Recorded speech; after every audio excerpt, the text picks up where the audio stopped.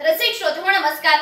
विजलो जरी आज मी हा माझा अंत नाही, पेटे नवद्या नव्याने हे सामर्थ्य नाशवंत नाही. छाटले जरी पंख माझे पुन्हा उडेन मी, अडवू शकेल मला अशी भिंत नाही. रोखण्यास वाट माझी वादळे होते आतुर, डोळ्यात जरी गेली धूळ थांबण्यास उसंत नाही. येतील वादळे खेटेल तुफान तरी वाट चालतो, अडथळ्यांना भिवून अडखळणे पावलांना पसंत नाही. अडथळ्यांना भिवून अडखळणे पावलांना पसंत नाही.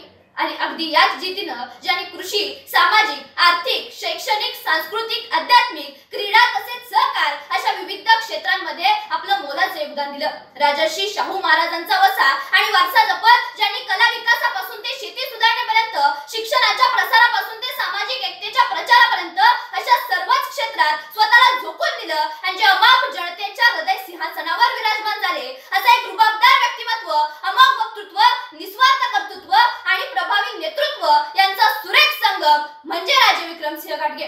आणि म्हणूनच मी कुमारी अनुष्का रवींद्र जाधव, किसनराव मोरे हायस्कूल आणि ज्युनियर कॉलेज सरवडेची विद्यार्थिनी आज आपल्या समोर विषय मांडते वक्तृत्व, कर्तृत्व आणि नेतृत्वाचा मानदंड स्वर्गीय विक्रमसिंह घाटगे. मित्रांनो, महाराष्ट्रातील एक अग्रगण्य व्यक्ती म्हणून राजे विक्रमसिंह यांच्याकडे पाहिलं जातं. त्यांचा जन्म 28 जुलै 1948 रोजी झाला. वयाच्या अवघ्या 27व्या वर्षी त्यांनी समाजकार्याला सुरुवात केली. सहकारातील आदर्श शाहू पॅटर्नचे जनक म्हणजे राजे विक्रमसिंह घाटगे. साखर कारखान्याची धुरा यशस्वीपणे कशी पार पाडावी याचा त्यांनी एक वस्तुपाठच घालून दिला, तो म्हणजे त्यांना मिळालेल्या अनेक पुरस्कारांनी. कागलसह कोल्हापूरच्या विकासाची चाकही त्यांनी फिरवली आणि म्हणूनच ते सहकारातील एक दीपस्तंभ ठरले. पण तरीही एका मुलाखती दरम्यान ते असं म्हणाले की हे सगळं मी एकट्याने केलेलं नाही, तर सभासदांनी चांगला ऊस दिला आणि कामगारांनी कारखाना चालवला म्हणून हे सगळं यश हाती आलं.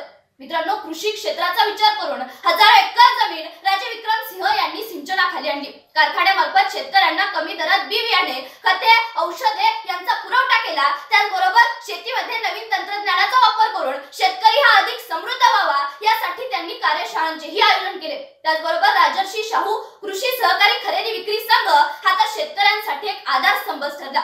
दुग्ध व्यवसायाला चालना मिळावी यासाठी त्यांनी शाहू मिल्क अँड ॲग्रो प्रोड्युसरची स्थापना केली. त्याचबरोबर कागलमध्ये पाण्याची सोय व्हावी यासाठी त्यांनी निर्माण केलेल्या अनेक संस्था आजही कार्यरत आहेत. मग यावरून राजे विक्रमसिंह घाटगे हे कर्तृत्वाचा एक मानदंड आहे.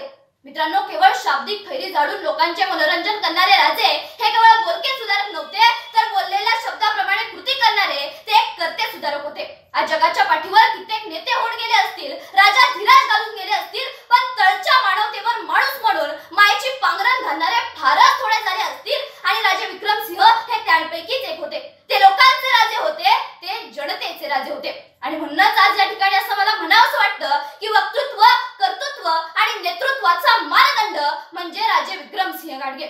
मित्रांनो, कोल्हापूर कोऑपरेटिव्ह बँक, जयसिंगराव घाटगे हायस्कूल आणि सिद्धेटी विद्यालय यांचेही नेतृत्व त्यांच्याकडे होते. कुस्ती, क्रीडा, सांस्कृतिक वाचन अशा विविध क्षेत्रांमध्येही त्यांना आवड होती. कोल्हापूरच्या राजकारणात राजे विक्रमसिंह घाटगे नावाचा एक दबदबा होता. 1978 साली त्यांनी कागलच्या विधानसभेत यश मिळवले, ते म्हणजे अपक्ष आमदार या रूपाने. राजकारणात विरोधकांना रडवण्याची भूमिका बजावणारे कित्येक असतील, पण आपल्या वक्तृत्वाने समोरच्या श्रोत्याला आणि आपल्या विरोधकांनाही खळखळून हसवणारे राजकारत्यांचा ताणतणाव कमी करून राजकारण हे नेत्यांच्या फायद्यासाठी नसून सामान्य जनतेच्या हितासाठी, विकासासाठी आहे हे दाखवून देणारे राजे विक्रमसिंह यांनी जणू राजकारणाची परिभाषाच बदलून टाकली. आणि म्हणूनच ते वक्तृत्वाचा एक मानदंड आहेत. मित्रांनो, विक्रमसिंह घाटगे म्हणजे एक दिलखुलास व्यक्तिमत्व. मराठी आणि इंग्रजी या भाषांच्या अफाट जोडीला त्यांना शास्त्रीय संगीताची आवड होती. त्याचबरोबर कुस्तीच्या खेळाचाही त्यांना छंद होता आणि म्हणूनच त्यांनी मानधनधारक कुस्ती स्पर्धा सुरू केल्या. राजे विक्रमसिंह घाटगे हे एक असामान्य व्यक्तिमत्व होतं. ते सहकारातील एक जाणते नेतृत्व होते.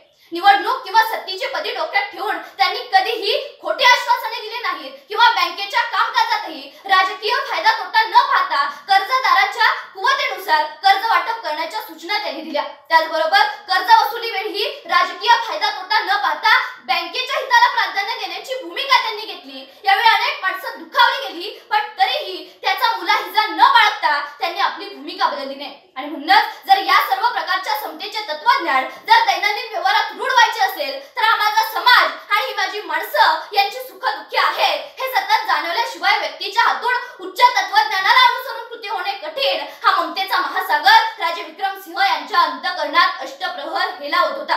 आणि म्हणूनच जे जे विवेक बुद्धीला पटले ते राजे विक्रमसिंहांनी कोणाच्याही रागालोभाची पर्वा न करता आचरणात आणले. मित्रांनो, कोल्हापूरच्या राजकीय वाटचालीतही त्यांनी आपल्या तत्वांमध्ये कधीही तडजोड केली नाही. ते कधीही सत्तेच्या मागे धावले नाहीत किंवा त्यांनी कधी खोट्या प्रतिष्ठेसाठी धडपड केली नाही. त्याचबरोबर कधीही वाईट गोष्टींना थारा दिला नाही. कागलचा शेतकरी आणि सामान्य नागरिक हा सुखी आणि संपन्न व्हावा, त्याचा आर्थिक विकास व्हावा या एकाच ध्येयानं त्यांनी आपली वाटचाल चालू ठेवली.